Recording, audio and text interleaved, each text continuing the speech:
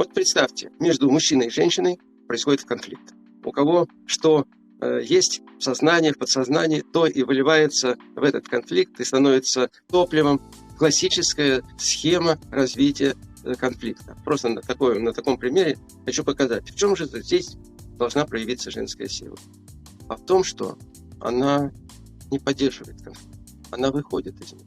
Не в напряженном таком моменте, когда там у нее внутри все бурлит, кипит, и она просто силой воли закрыла себе рот. Нет, а именно обратившись к своей силе, и этой силой успокоив себя, и приняв вот такое вот решение.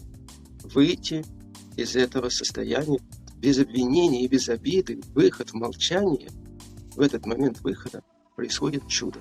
Есть конфликт, есть две стороны, которые борются. И вдруг этой борющейся стороны нет.